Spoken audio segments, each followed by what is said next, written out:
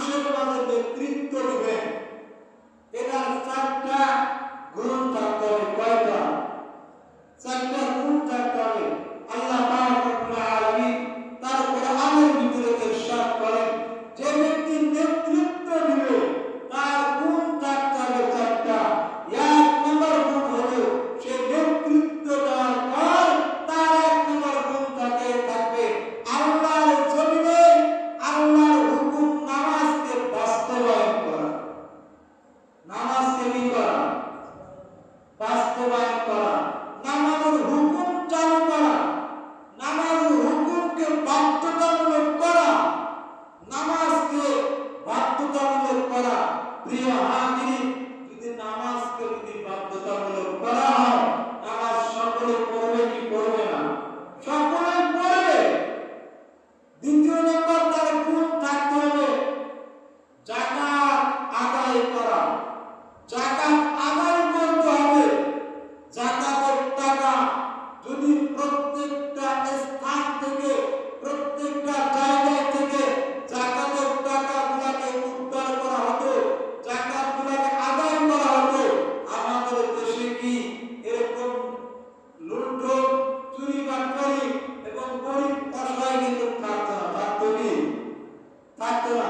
প্রিয় হাজিরিন, আমাকে কিছুদিন আগে বলা হলো, হুজুর আপনি তো শুক্রবার দিন বললেন যে ইমাম সাহেবরা রাসূল সাল্লাল্লাহু আলাইহি সাল্লাম আসরের পর জোহরের পর কেন তিনি আসরের পরে বসেছেন? আমি যখন বললাম, তিনি জানার জন্য আমাকে বলেছেন, আমাকে উৎসাহিত করেছেন।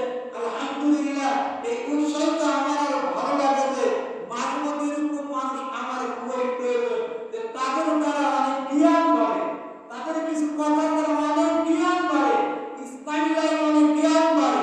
প্রিয় হাজিরিন, সেই প্রশ্নটা করা হলো যে আমরা তো রাসূল সাল্লাল্লাহু আলাইহি সাল্লাম ফজরের নামাজ পড়ে জনগণকে জিজ্ঞাসা করেছেন, আসরের নামাজ পড়ে জনগণকে জিজ্ঞাসা করেছেন কার কোনটা প্রয়োজন।